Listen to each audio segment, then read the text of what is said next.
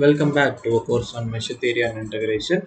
In this lecture, we are going to talk about another proposition which is a continuation to the previous lecture that we have seen. Okay, so here if you see, we are given a function which is defined and is bounded on some measurable set E. Okay, this set has a measure and that measure is finite. So with me finite means if we have to write that in notation, we just write it as me is smaller than infinity. Okay, we just write that way if it is to be written in notation. In order that this inequality hold for all simple functions phi and psi, it is necessary and sufficient that f is measurable. Okay, so what is given is that what is given in this proposition statement actually. So basically we have a function which is defined and bounded on a measurable set. So if we have to start the proof, let us start with the given information. It is given f is defined and is bounded on a measurable set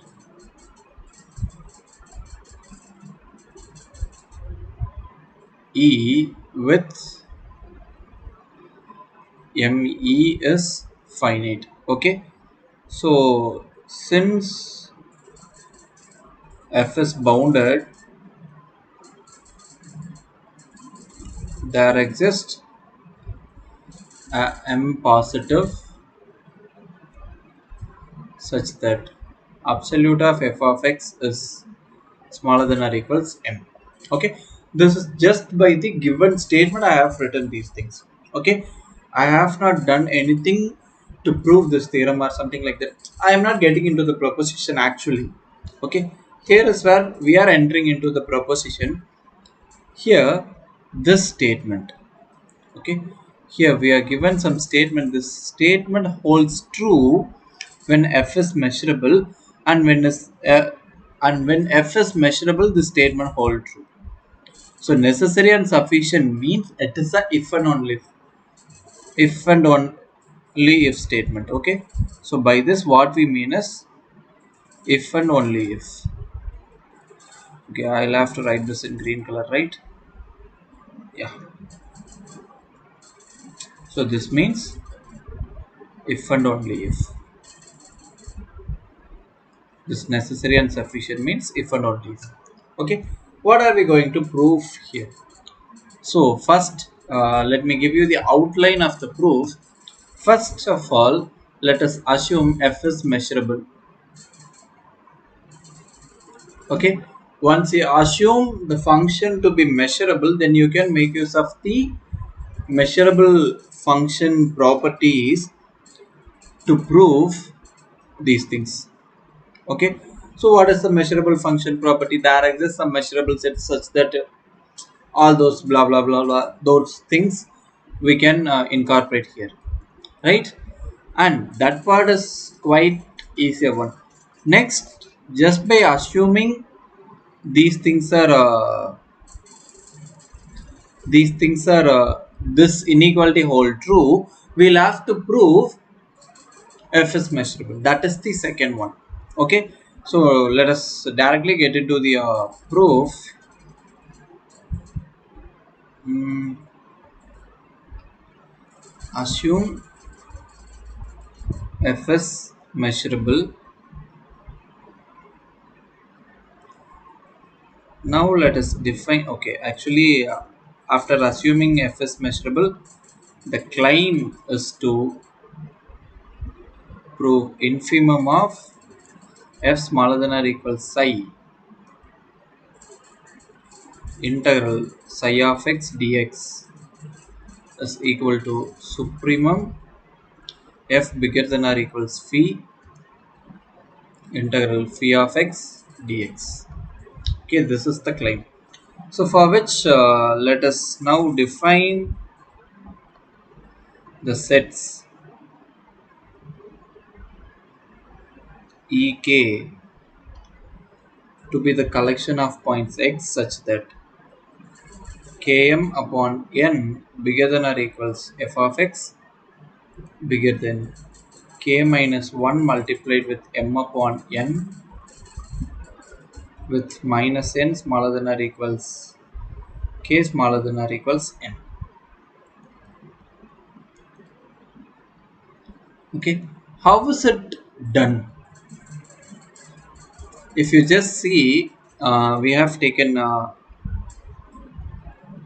so we are defining this set. This is fine, okay, but what is the need of defining this set, and how do we define this set actually?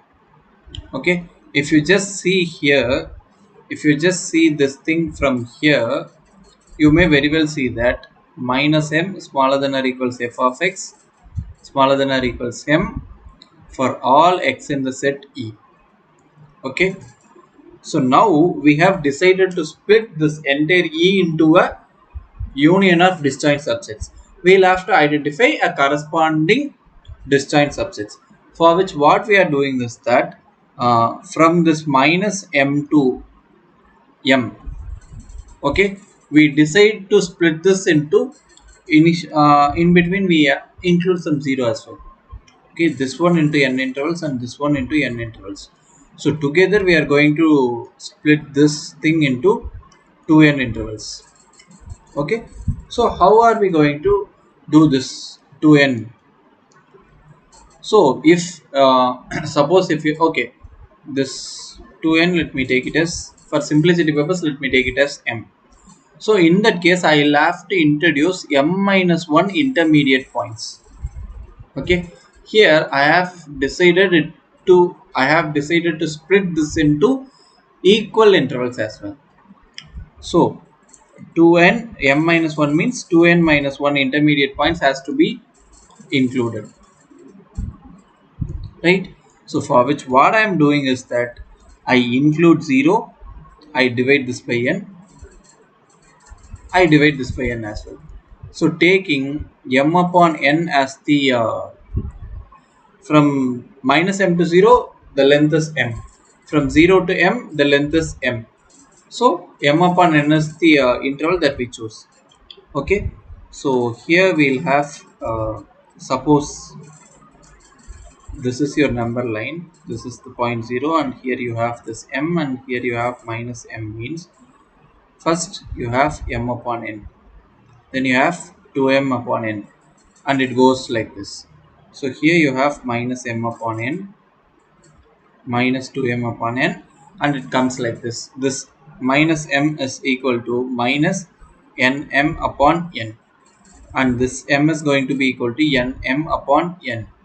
Okay, so this is happening now. Between these two things, I'm identifying something, and I name that as some, like, if I take something from here, I name that as e1. Okay, so in between these points I am going to collect a set e2. Okay, so how am I going to collect? This is the number diagram or number line for the range set. Okay, not for the domain. So there is some set here, this is my e. Now with the help of this thing, I'll have to split my e into disjoint subsets. Okay, so roughly I have drawn these things. Now I choose, okay, for initially, in order to make the idea clear to you people, I choose this one. Okay, I exclude this point 0 and I include this one. Okay, right from the beginning I am doing this way. Okay, in between these things there are points which are mapped. Okay, so in between these things there are points which are mapped to this. So that portion, let me shade it with this color.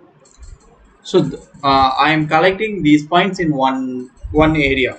Okay, so you may ask me, one point may be from this one, and another point may be from this one, and another point may be from this one.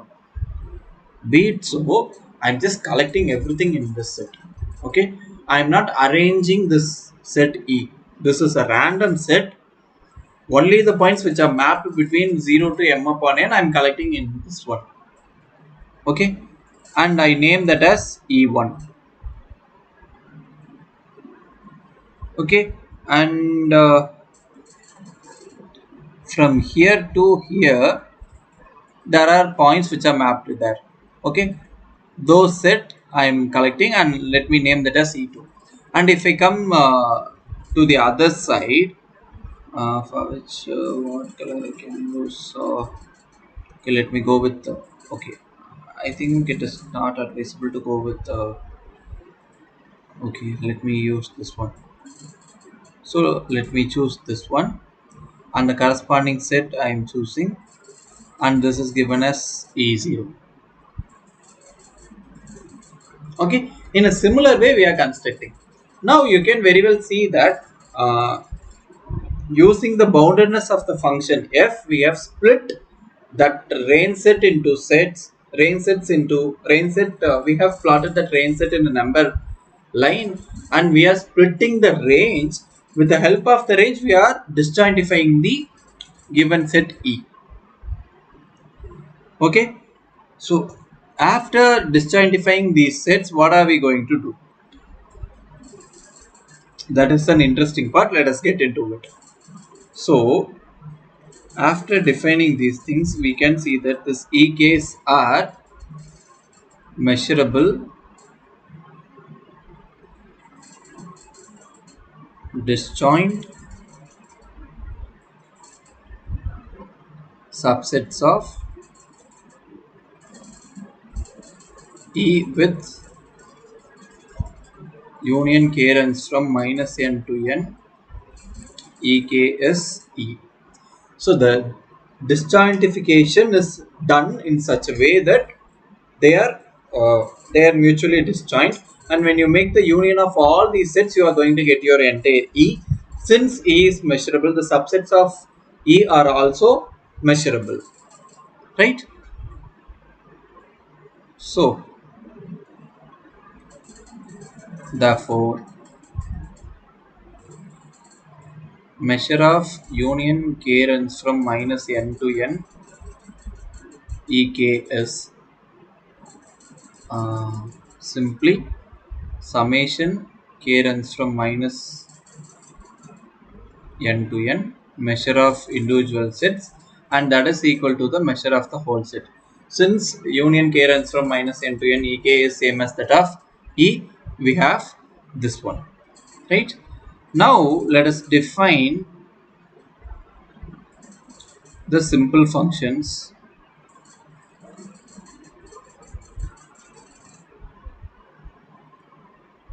psi n of x to be m upon n summation k runs from minus n to n k multiplied with chi ek of x, and phi n of x as m upon n summation k runs from minus n to n and k minus 1 multiplied with phi ek of x. You may ask me, is it necessary for me to take k in the psi n and k minus 1 in the phi n? Uh, that would be better, since infimum is taken over psi and supremum is taken over phi. We wish to have phi as a smaller quantity and psi as a positive, larger quantity than phi. It is our convenience. If we just, if in the statement if it is swapped, in the place of psi we have phi and in the place of phi we have psi, means we can change here as well.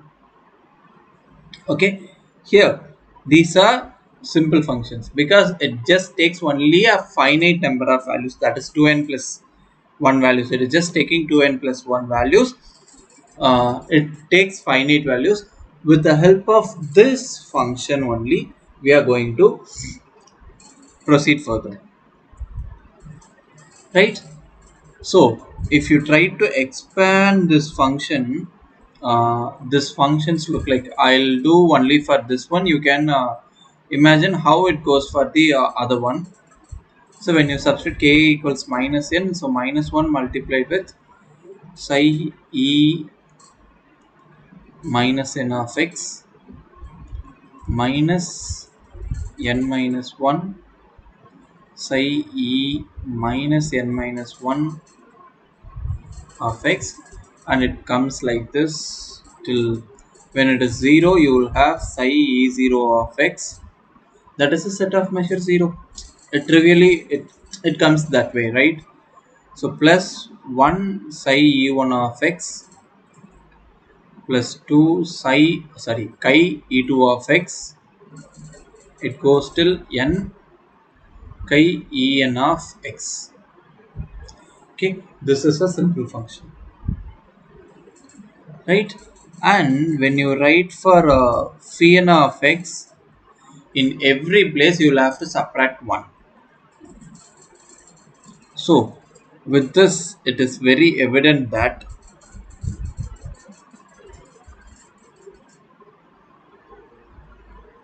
thus phi n of x is smaller than or equals the original function smaller than or equals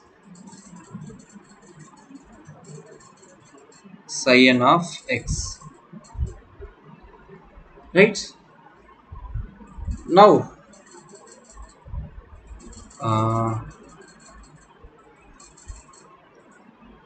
for functions which are bigger than or equals f,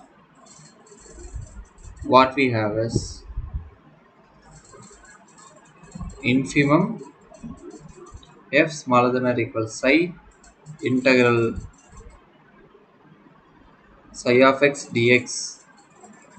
This is smaller than or equals integral psi n of x dx. For function which is, for this case, that is for f bigger than or equals phi, we have supremum f bigger than or equals phi integral phi of x dx, which is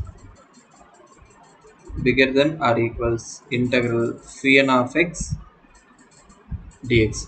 If you just see what is this integration of this quantity means, that is, since m upon n is a constant, we take it outside, that is summation k runs from minus n to n, k multiplied with measure of ek.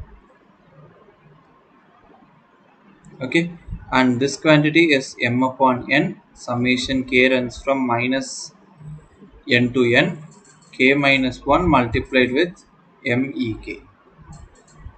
So this is happening, right? So from these two things, so if I mark this as equation 1 and this as equation 2 by 1 and 2, infimum of the function smaller than or f smaller than or equals psi integral psi of x dx minus supremum f bigger than or equals phi integral phi of x dx is smaller than or equals integral psi n of x dx minus integral phi n of x dx, which are equal to m upon n. I don't know whether you people can see if I write here, so let me move to the next page. uh, so that is infimum f smaller than or equals psi integral psi of x dx minus supremum f bigger than or equals phi integral phi of x dx. This is smaller than or equals, and here the first quantity shall be replaced with equation 1 and the second quantity shall be replaced with equation 2. So that is m upon n summation k runs from minus n to n k mek minus m upon n summation k runs from minus n to n k minus 1 mek. Okay, When you combine these things, it is m upon n summation k runs from minus n to n k minus of k minus 1 multiplied with measure of ek. So it is m upon n summation k runs from minus n to n mek. So if you just look at this quantity, it is m e minus n plus m e minus of n minus 1 plus etc. till m e naught plus m e 1, it comes till m e n. Okay, since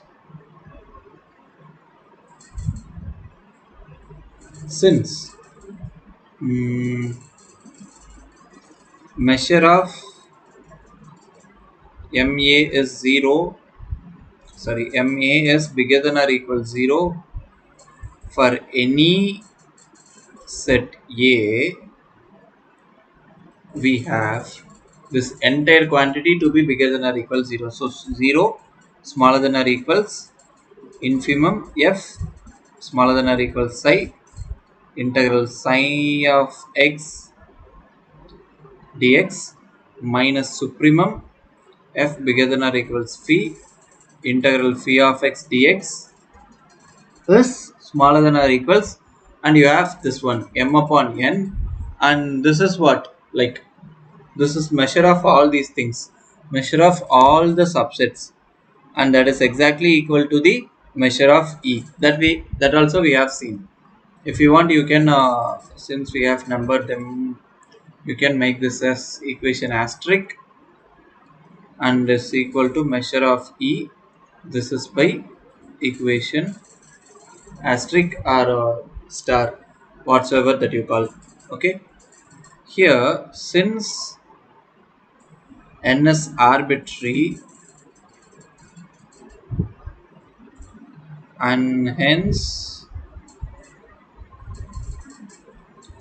for large values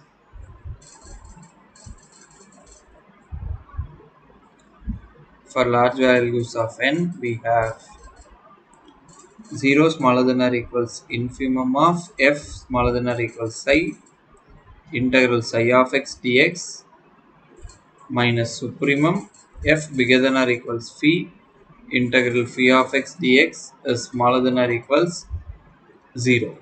So this clearly proves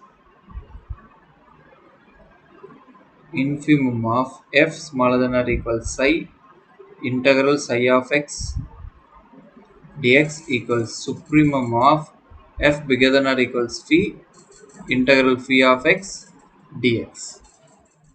We'll see the converse part now. Conversely, we'll assume that,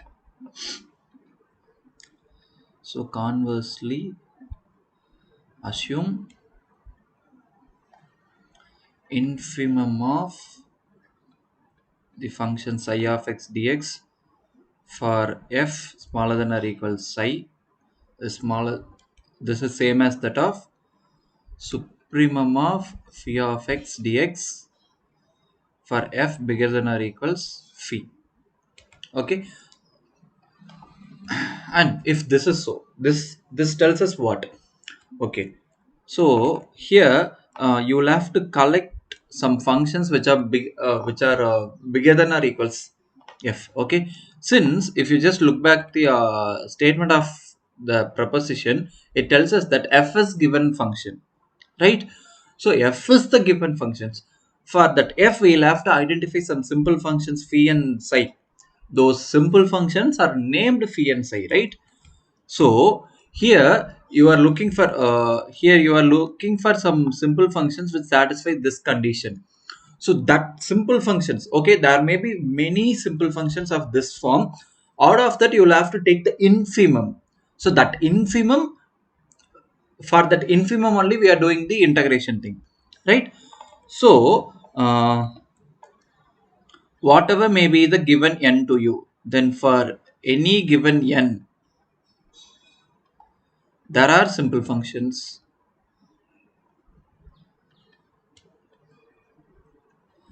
there are simple functions phi n and psi n such that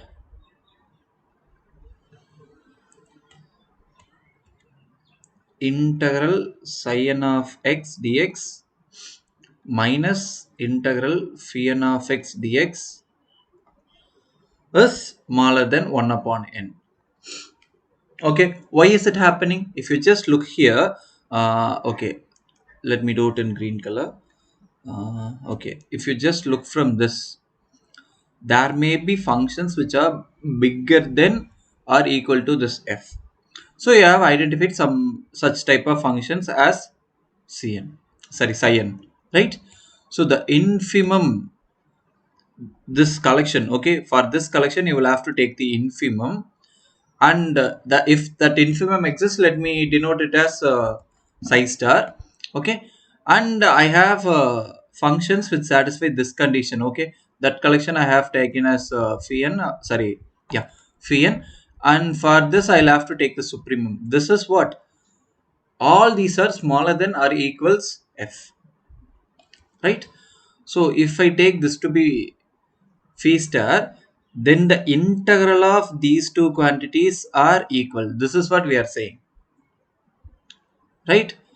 So okay, from this, okay, now you might have got the idea. Integral of these two things are equal, but if you consider this phi n has to be, we have taken the infimum, which means this has to be bigger than or equals psi star, and here phi n has to be what? Supremum. Supremum means what? So supremum means it has to be the largest like your phi star has to be the largest quantity. So this is gonna be the case, right? And if you just make the integration, then also the inequality is there. Now what we are going to do is that we have this integral, this one minus integral phi n. So minus, we just reverse the inequality, right? So this quantity has to be smaller than 1 upon n. This is how we'll have to identify things, right? So let us check once again. So infimum is this one, which means this is the smallest quantity, so with which we construct, okay, whatsoever the given function is, we will do something of this form, right? So now with which, what are we going to do? So we have identified functions, simple functions of this form. For whatsoever the given value of n is, we have identified this one. Now let us take let infimum of psi n of x, let us take this to be psi star, and supremum of phi n of x to be phi star, right? uh, Basically what this is, the functions phi n and psi n are measurable, simple functions. We know that simple functions are measurable, right? So being infimum and supremum of measurable functions, we come to a conclusion that phi star and psi star are measurable. Okay, here we have not spoken anything about the measurability of this psi n and phi n, but they are simple functions. By the definition of simple functions, they are measurable, and we have seen a proposition which tells us that infimum and supremum of measurable functions are also measurable, right? So with which we have written this one, and here comes the major thing, that is your phi star of x smaller than or equals f of x smaller than or equals psi star of x. Okay, so let us mark this as okay. Do we have any running number? Yeah, we have till 2, so let us mark this as equation 3. Now let us consider a set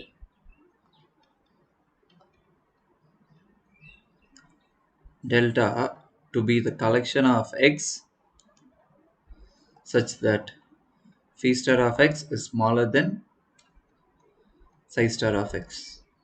Okay. Now we also observe that then this set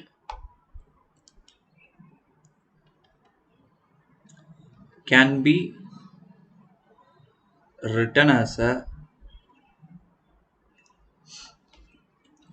union of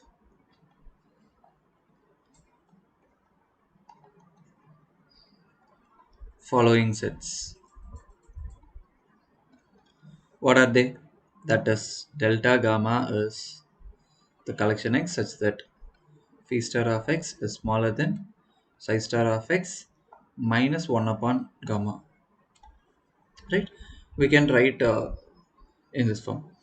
Here we also observe that each of this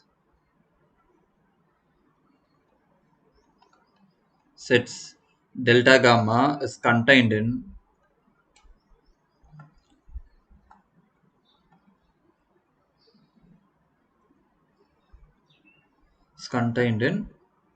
x phi n of x minus, sorry, is smaller than psi n of x minus 1 upon gamma. Okay, you can very well see here we are taking the infimum of this one and we are taking the supremum of this one, right? So you can very well see whether this is happening or not,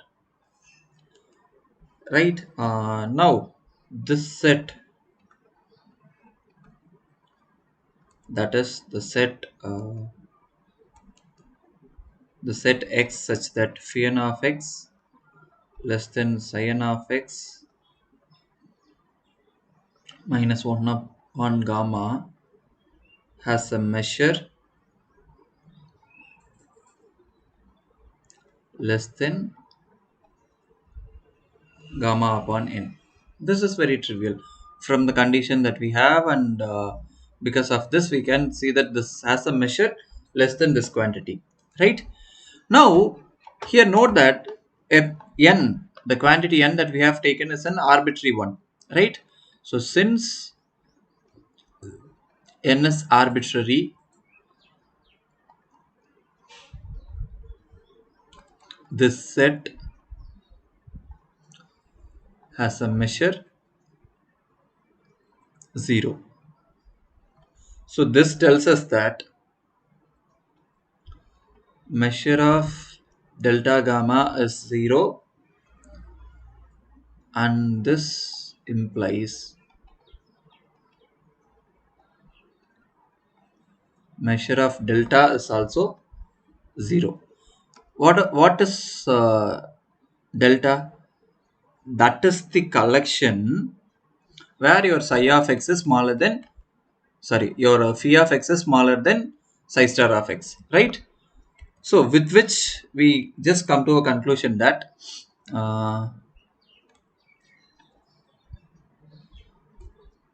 hence your phi star has to be same as that of psi star, except on a set of